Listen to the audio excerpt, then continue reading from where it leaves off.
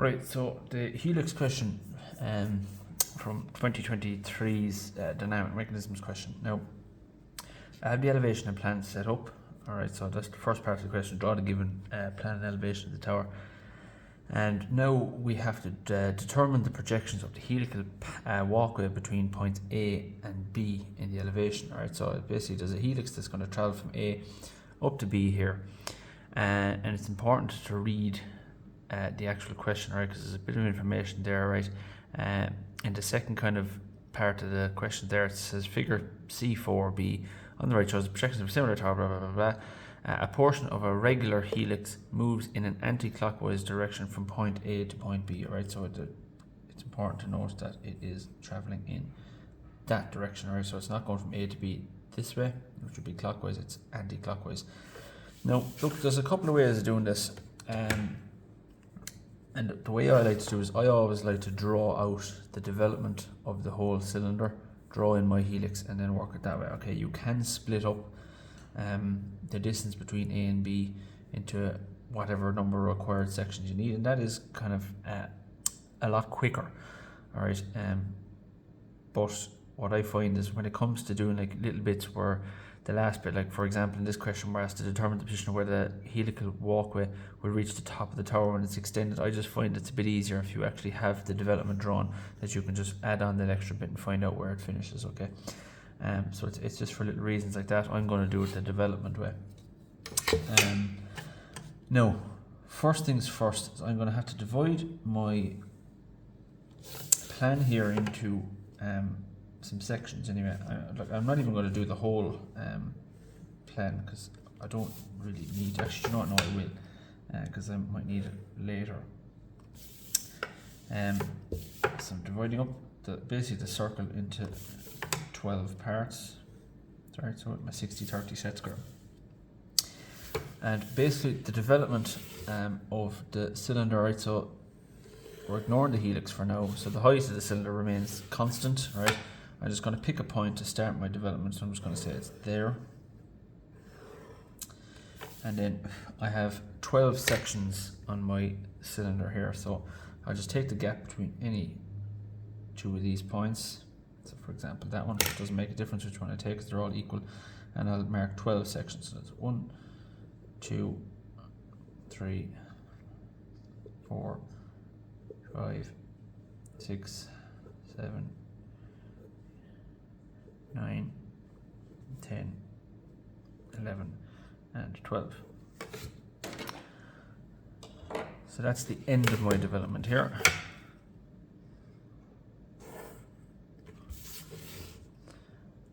So essentially what I have now is a rectangle that if I had that cylinder, I rolled it out flat, that'd be the size of it.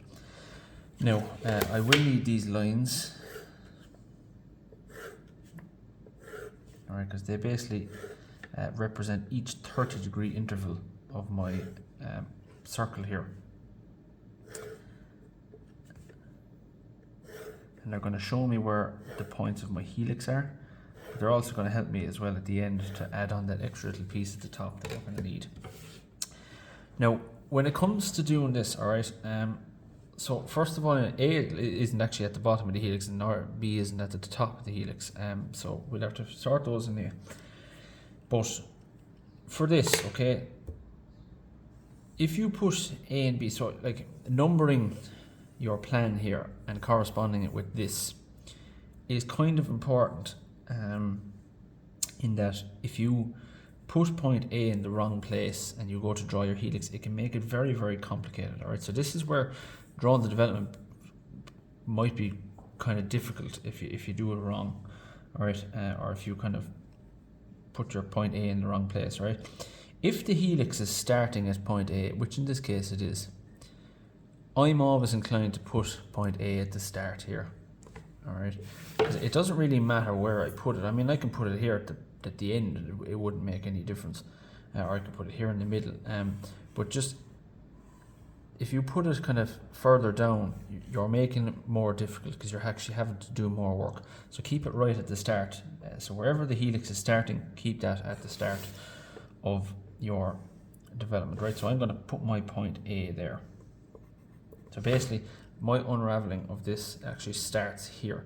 Normally people might start it up here where 12 o'clock would be on a clock, and they'd start there, or they might start, you know, at a particular place, you know what I mean? There's no right or wrong with this, but there is easy and complicated. Alright, so just think of it that way. So I'm putting point A at the start of my helix, and then point B is going to be up along that line somewhere. I just need to find out which one it is. So from A, we know we're going anti-clockwise, so it's going to be 1, 2, 3, 4, 5, 6, 7, 8, 9. It's going to be the 9th one from it, so I'm going to go 1, 2, 3, 4, 5, 6, 7, 8, 9, which is that one. Right, so it's going to finish there.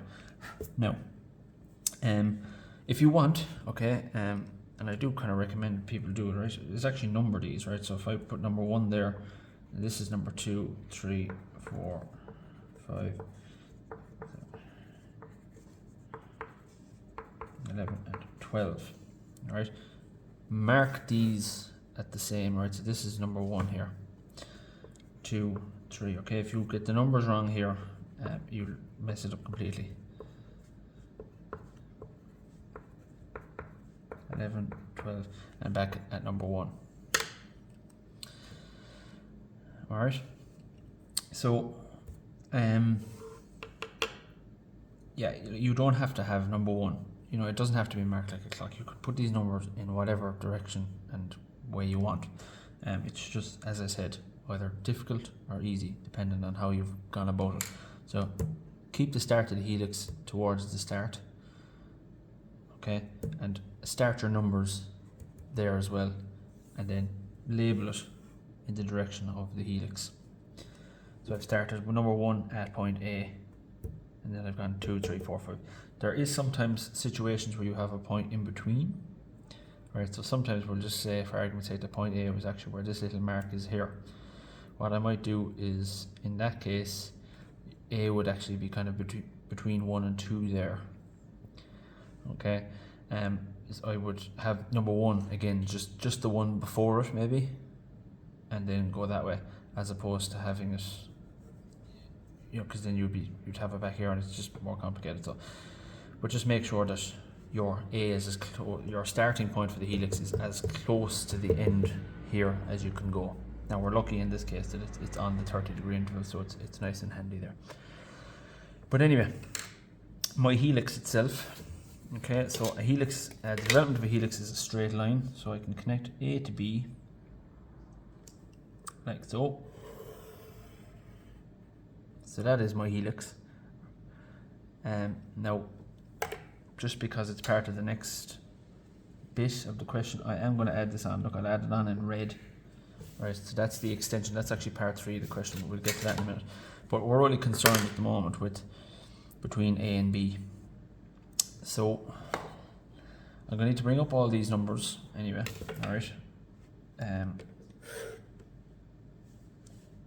Into my elevation, because they're going to correspond. And basically what you're doing is we have point A, right, but basically where it crosses 2, 3, 4, 5, 6 all the way up. We're going to bring those over.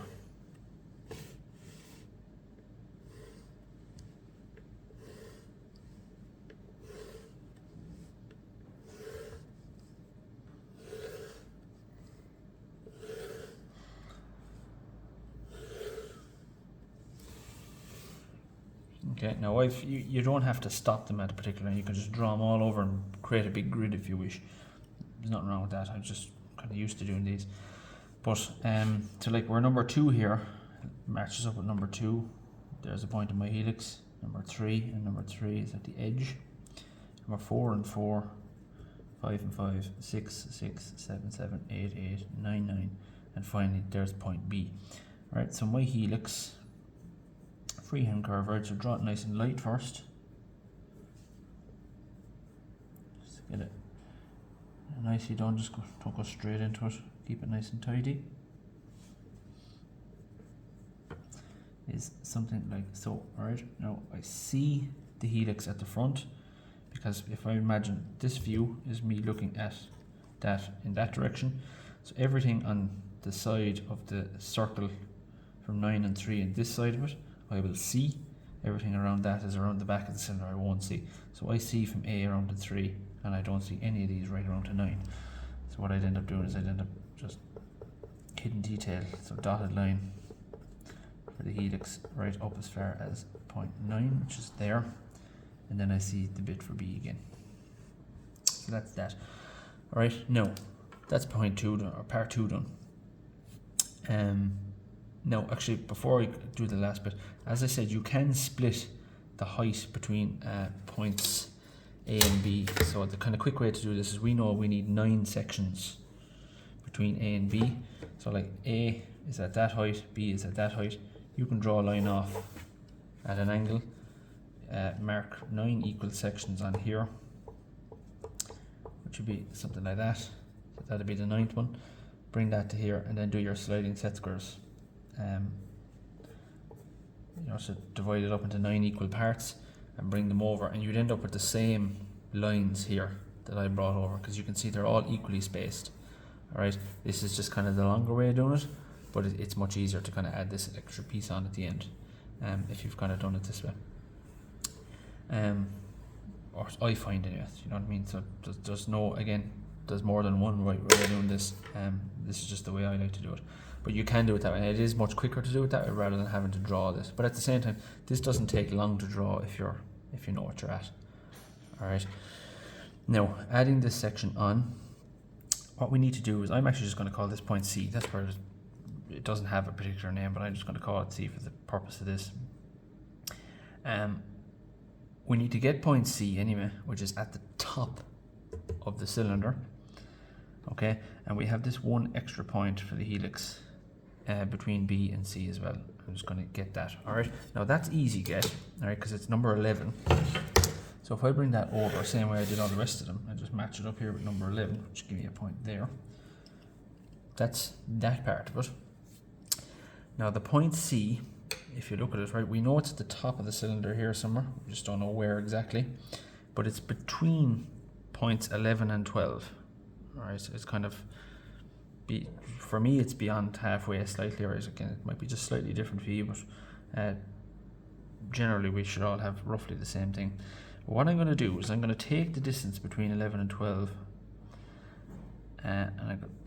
between number 11 towards C, or 12 back to C, whichever way you want to do it, it doesn't make a difference. But I'm putting it on number 11 there, and I'm measuring out to where C is. Now, because we took the measurements off of these for the gaps here, what I can do is I can measure this and I can apply it straight on here. But what's important is that you put the pin in the compass. If I had it on 11 and I was measured towards 12, that I'd do it the same way there. So I'm putting it on 11 and I'm marking towards 12 there.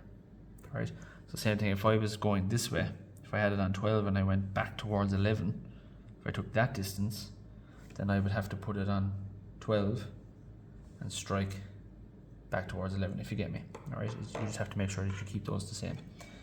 And that is the plan view there of where point C is. And all I do is just fire it up straight up to the top, and we know it's at the top of that, so there's point C, and I can just add on my extra bit of helix.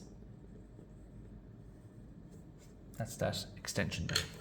Alright, and that's that done. Right, so that was 2023 question C4, and it's actually part B. Alright, so it's the helix. Alright, that's that.